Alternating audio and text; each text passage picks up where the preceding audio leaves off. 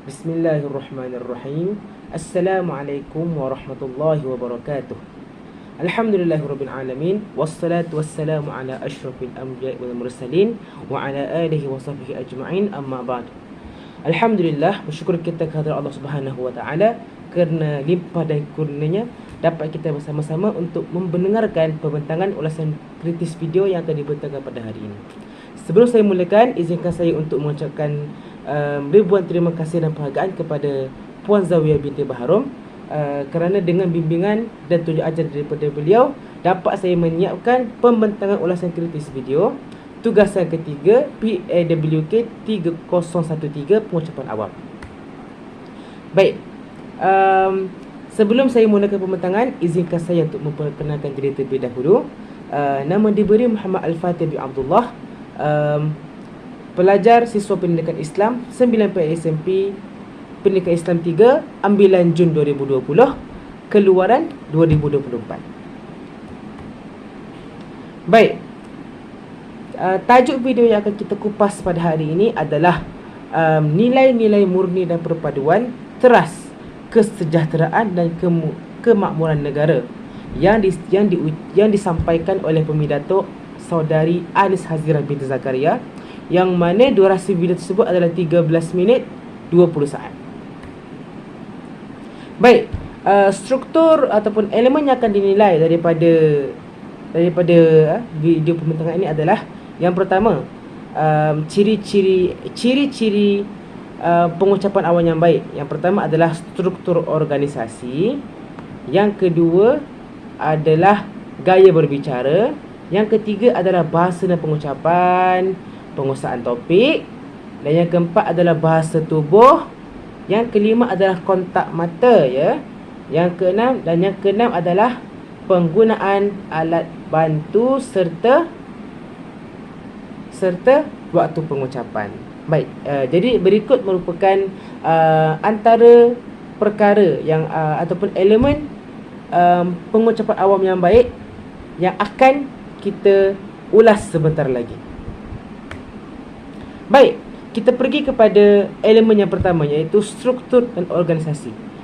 Sebelum kita mulakan, kita bersoal jawab dulu. Apakah itu struktur ataupun organisasi? Maksud dia adalah pengucapan yang disampaikan memiliki format yang tersusun, daripada permulaan, ada perkembangan, dan dia ada isi kandungan yang jelas serta kesimpulan. Yakni dia mengaplikasikan format OCC, opening, content serta conclusion. Dan pengucapan awam tersebut juga memiliki isi yang jelas, ya. Maksudnya pengucapan audiens dapat menangkap mesej yang cuba disampaikan, mengandungi perkembangan dan kesimpulan serta ada keutamaan isi yang disampaikan. Baik, okey, seperti mana yang kita boleh lihat di dalam slide, digambar di sebelah kiri menggambarkan pembuka bicara yang memukau. Okey, daripada minit pertama kita dapat lihat bahawa Saudari Anis Hazirah menggunakan peristiwa pengeboman Hiroshima dan Nagasaki sebagai elemen wow ataupun elemen untuk hook, menarik minat audiens. Okey, kerana peristiwa tersebut merupakan peristiwa bersejarah yang sangat tragis dan menyayat hati bagi masyarakat penduduk Jepun. Dan sebenarnya peristiwa itu memberi satu perkara yang sangat menginspirasikan, kerana walaupun telah dijatuhkan bom ke atas mereka, namun mereka hanya mengambil masa berpuluh tahun sahaja. Walhal mereka dijangkakan memerlukan masa 100 tahun untuk membina kota tersebut. Jadi Saudari Anis Hazirah menggunakan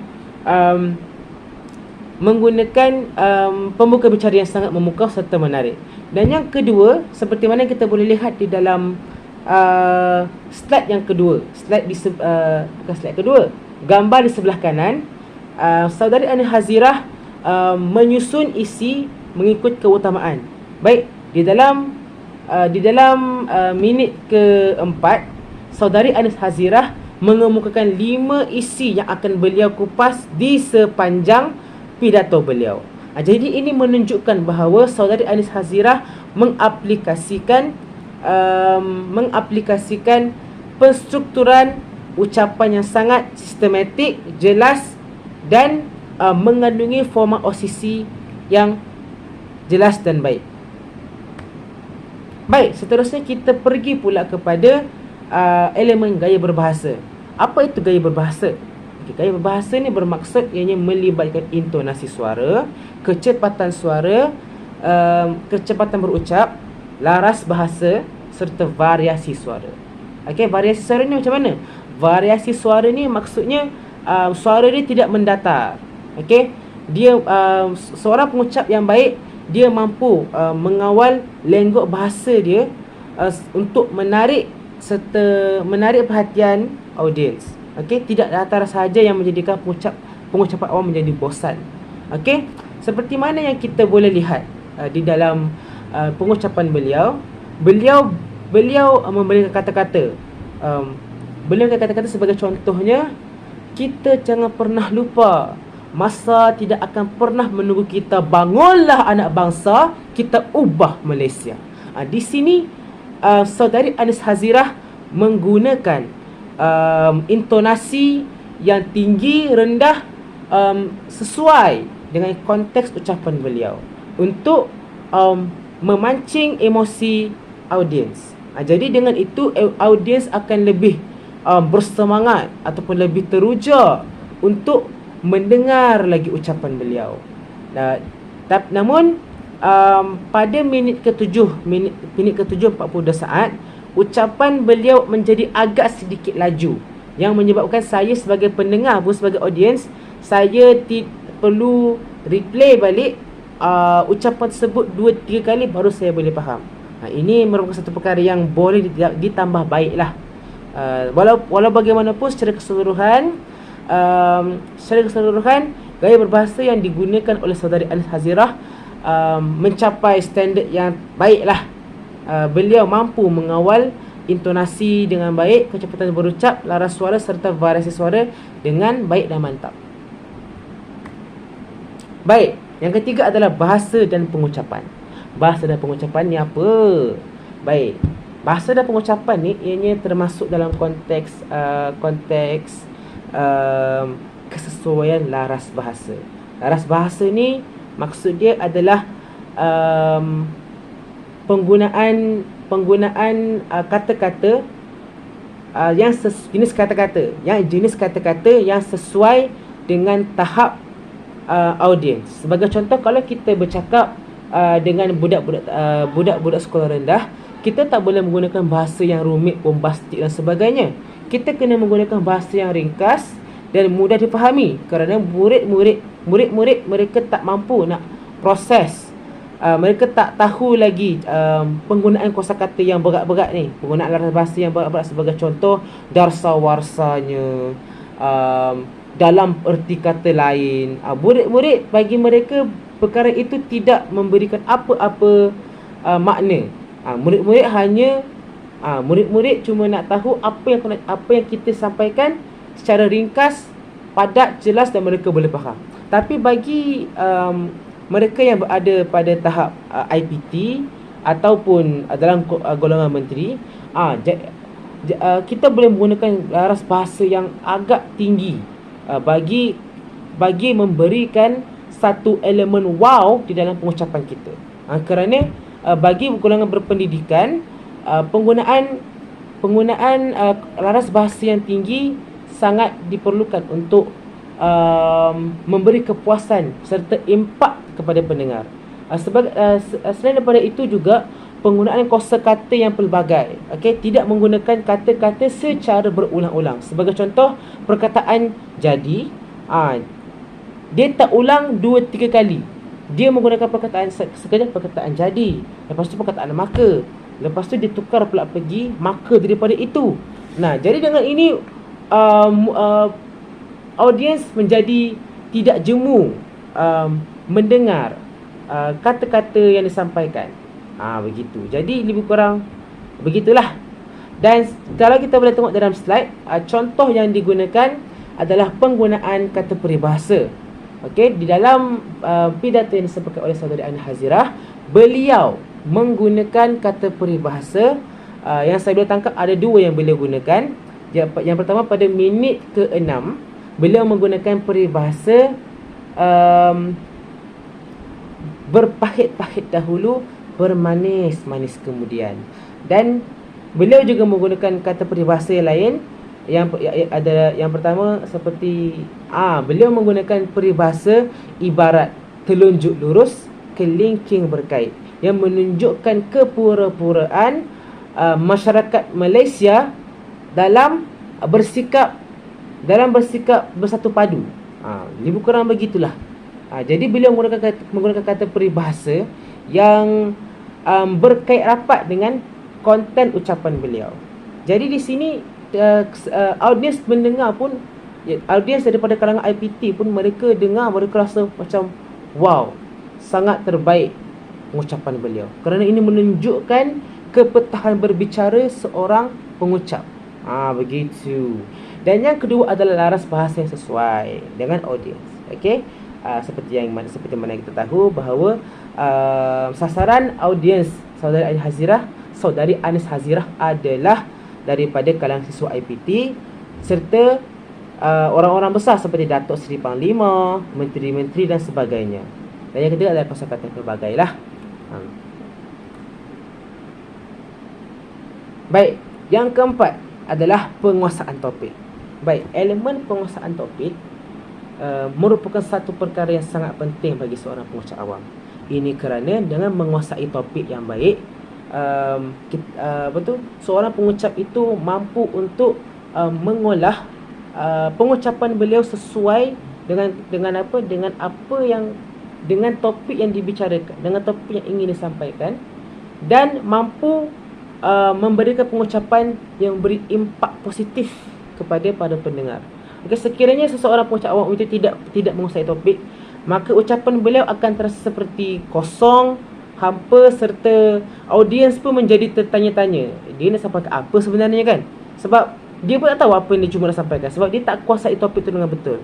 Jadi kalau kita kuasai topik dengan betul daripada A to Z, Z to A, maka secara langsung kita sebagai pengucap akan menjadi lebih yakin. Dan bila mana kita yakin, pengucapan kita pun akan menjadi lebih positif lah, menjadi lebih mudah difahami, kerana kita faham apa yang kita cuba sampaikan, dan insya-Allah audiens pun faham dengan apa yang kita cuba sampaikan. Dan penguasaan topik juga menyumbang kepada keyakinan dalam pengucapan. Okey, ini dapat kita lihat daripada pengucapan yang disampaikan oleh Saudari Anis Hazirah, di mana beliau sangat yakin dalam pengucapan yang beliau sampaikan. Okey, kita juga boleh saksikan bahawa tidak ada sedikit pun perasaan gugup yang kita dapati daripada ekspresi beliau. Okey, seperti mana kita lihat dalam gambar tersebut, dengan yakin dan senyumnya beliau berucap sambil memandang kepada audiens. Okey, dan penguasaan topik juga membolehkan kita untuk menggunakan tayangan slide dengan secara optimum, di mana kalau kita kuasai topik dan kita menggunakan bukan setakat tayangan slide, kita boleh menggunakan keadaan sekeliling kita untuk menambah lagi rencah dalam pengucapan awam kita. Jadi penguasaan topik sangat penting lah. Dan saya dapati bahawa Saudari Anis Hazirah menguasai topik yang beliau cuba sampaikan dengan sangat baik dan jelas serta efektif. Baik, seterusnya adalah bahasa tubuh. Okey, bahasa tubuh ni apa? Dalam bahasa Inggeris adalah body language. Body language.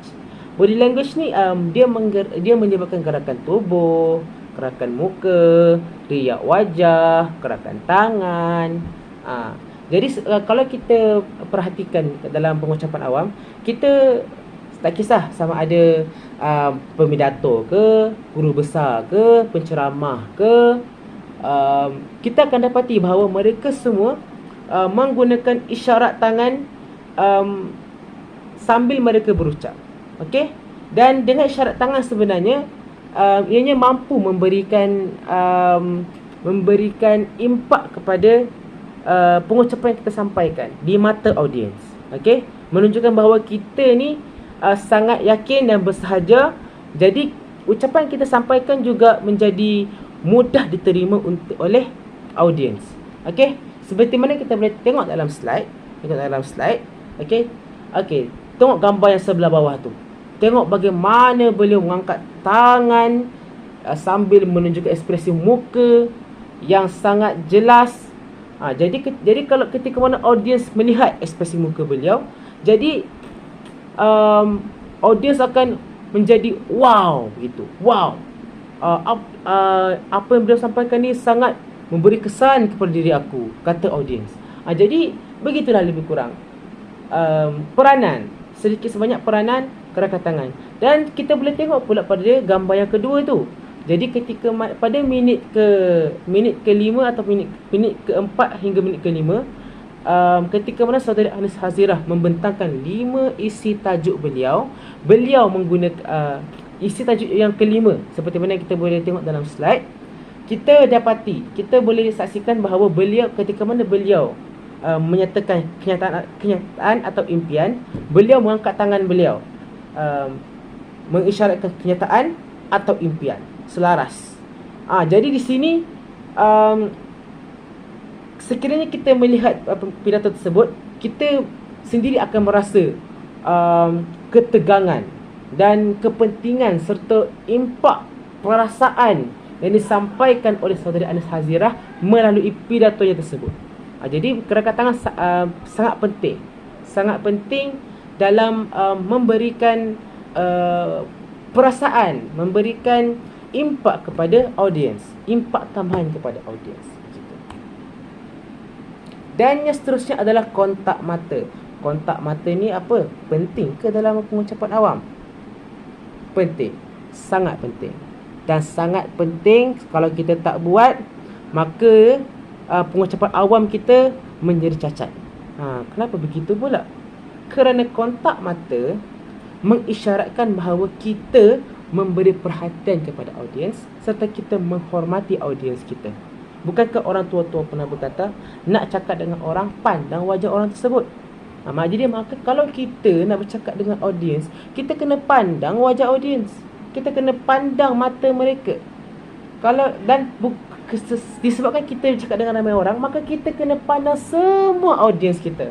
Lepas pandang satu, sini dan sini. Sini. Kita pandang semua. Jadi dengan kita memandang mereka, bahawa jadi audiens akan merasa bahawa mereka dihargai. Dan bila mana mereka rasa mereka dihargai, maka mereka akan memberikan perhatian yang lebih kepada pengucapan yang kita cuba utarakan. Baik, seperti mana yang dilakukan oleh saudari Anis Hazirah. Contohnya, ni contoh ya. Sebenarnya saudari Anis Hazirah sentiasa menjaga kontak mata dengan audiens daripada awal pengucapan sehingga akhirnya. Namun di sini saya akan utarakan satu contoh ketika mana beliau memanggil Datuk Seri Panglima di dalam pengucapan beliau. Beliau memandang wajah Datuk Seri Panglima, memberikan penghormatan yang sewajarnya kepada orang hebat tersebut. Beliau berkata, Datuk Seri Panglima, ibu saya pernah berpesan, berpahit-pahit dahulu, bermanis-manis kemudian. Jadi di sini dengan memberikan kontak mata kepada audiens, khususnya bagi orang-orang besar, VIP dan sebagainya, maka secara tidak langsung ini menimbulkan ataupun melahirkan rasa teruja dalam kalangan di hati audiens dan menjadikan mereka lebih bersemangat untuk mendengar ucapan kita. Sebabkan itulah ini kontak mata merupakan salah satu ciri-ciri pengucapan awam yang baik. Begitu. Kita seterusnya. Penggunaan alat bantu. Elemen penggunaan alat bantu, mengapa ianya sangat penting dalam pengucapan awam? Kerana ketika mana kita mendengar pengucapan awam, elemen yang kita andalkan, telinga dan mata kita memandang audiens. Tapi kita tidak menggunakan elemen pembacaan kita. Kita tidak menggunakan diri pembacaan kita, kemampuan membaca kita. Dan sebabkan itulah sekiranya tidak ada alat bantu, mesej yang disampaikan mungkin sampai, tetapi masih kurang. Jadi dengan penggunaan alat bantu, maka mesej yang disampaikan menjadi lebih dapat diterima oleh audiens. Okey, sebagai contohnya, jadi ketika mana kita melihat di sini, kita melihat di dalam slide tersebut, ketika mana saudari Anis Hazirah mengungkapkan kata-kata Sayyidina Ali, beliau menayangkan juga slide untuk menjadi bacaan para penonton. Sambil penonton boleh mendengar ucapan beliau, penonton juga boleh membaca. Jadi ketika mana elemen pendengaran disertakan dengan elemen pembacaan, maka sudah pasti audiens akan dapat lebih memahami dan lebih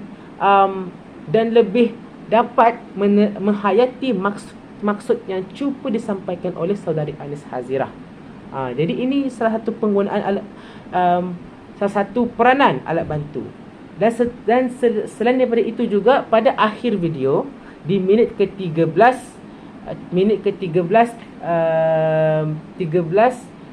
10 saat, saudari Anis Hazirah menayangkan video yang menggambarkan perpaduan dalam kalangan masyarakat Malaysia.